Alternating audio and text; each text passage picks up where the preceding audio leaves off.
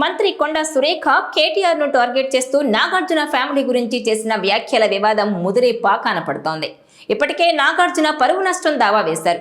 కేటీఆర్ కూడా న్యాయపరంగానే తేల్చుకుంటానని సురేఖను వదిలేది లేదని తేల్చి చెప్పారు.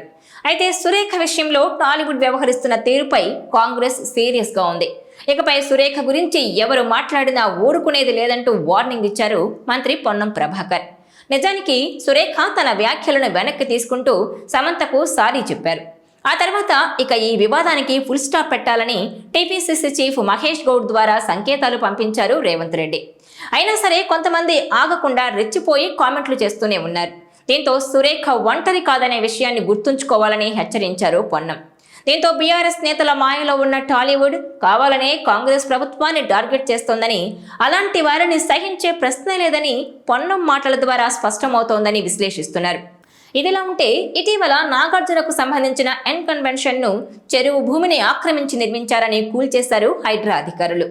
ఇక లేటెస్ట్ గా సురేఖ వ్యాఖ్యల తర్వాత నాగార్జునపై కబ్జా కేసు కూడా నమోదైంది. ఎంతకాలం ఎన్ కన్వెన్షన్ మీద సంపాదించిందంతా వసూలు చేయాలని పిటిషన్లో కోరారు ఓ పిటిషనర్. దీంతో ఇప్పటికైనా ఫిల్మ్ ఇండస్ట్రీకి చెందిన వాళ్ళు అర్థం చేసుకుని సైలెంట్గా ఉంటారా, లేకపోతే వెండి తెర మీద హీరోయిజం చూపించినట్టు ఇక్కడ కూడా రెచ్చిపోతారా అన్నది 2-3 రోజుల్లో క్లారిటీ వస్తుందని అంటున్నారు.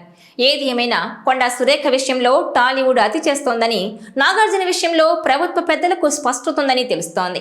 ఇదిలా ఉంటే రేవంత్ రెడ్డి తెలంగాణ సీఎంగా బాధ్యతలు చేపట్టాక తెలుగు చిత్ర పరిశ్రమకు అండగా ఉంటానని, ఏవైనా సమస్యలుంటే పరిష్కారానికి ఓ కమిటీ కూడా వేస్తానని ప్రకటించారు. ఆ తర్వాత మెగాస్టార్ చిరంజీవి రేవంత్ రెడ్డిని కలిశారు. ఆయన ముఖ్యమంత్రి అయ్యాక ఫిల్మ్ ఇండస్ట్రీ నుంచి ముందుగా కలిసింది చిరంజీవి. ఆ సందర్భంగా కూడా ప్రభుత్వం తెలుగు చిత్ర పరిశ్రమకు కావలసిన సహాయ సహకారాలు అందిస్తుందని హామీ ఇచ్చారు రేవంత్ రెడ్డి. ఈ నేపథ్యంలో టాలీవుడ్ కు తాను అంత మద్దతిస్తే తమనే టార్గెట్ చేస్తారా అని ఆగ్రహంతో ఉన్నారని, ఇక వారి విషయంలో ఏమాత్రం వెనక్కు తగ్గకూడదన్న నిర్ణయంతో సీఎం రేవంత్ రెడ్డి ఉన్నట్టు సమాచారం. ఈ క్రమంలోనే మా కొండా సురేఖ ఒంటరి కాదనే విషయం టాలీవుడ్లో అందరూ గుర్తుపెట్టుకోవాలి. ఆమె తన వ్యాఖ్యలు వెనక్కు తీసుకుని క్షమాపణలు చెప్పారు కదా, కనుక ఇకపై ఆమెకు వ్యతిరేకంగా ఎవరు ఒక్క ముక్క మాట్లాడినా సహించబోమంటూ పొన్నం ప్రభాకర్ వార్నింగ్ ఇచ్చారు.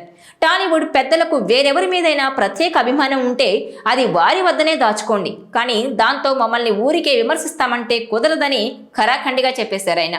బహుశా ఇప్పటికే టాలీవుడ్లో అందరికీ తాము అత్యుత్సాహం ప్రదర్శించామని అర్థమయ్యే ఉంటుందని, ఒకవేళ టాలీవుడ్లో ఇంకా ఎవరికైనా అర్థం కాకపోయి ఉంటే మంత్రి పొన్నం ప్రభాకర్ వారికి కూడా అర్థమయ్యేలా చెప్పేశారని అంటున్నారు.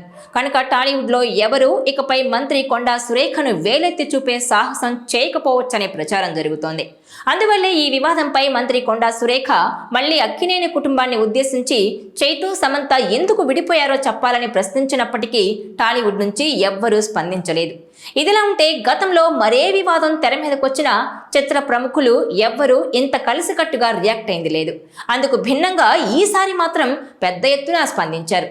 నాగ్ ఫ్యామిలీ అయితే ఏకంగా ప్రియాంక గాంధీకి కంప్లైంట్ చేసిన పరిస్థితి. దీంతో కొండా సురేఖకు మంత్రి కొలువు ఊడిపోతుందని, ఆమె మాజీ అయ్యే రోజు దగ్గరకు వచ్చేసిందన్న వాదనల జోరు పెరిగింది. ఈ ఎపిసోడ్ మొత్తంలో ముఖ్యమంత్రి రేవంత్ అస్సలు రియాక్ట్ కాలేదు, కామ్గా ఉండిపోయారాయన.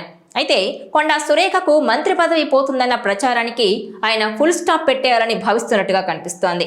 అందులో భాగంగానే ఆదివారం సాయంత్రం శిల్పకళా వేదికలో జరిగిన కార్యక్రమానికి ఆమె హాజరు కావడమే కాదు, ప్రోగ్రాంలో హైలైట్ గా నిలిచేలా జాగ్రత్తలు తీసుకోవడం కనిపించింది.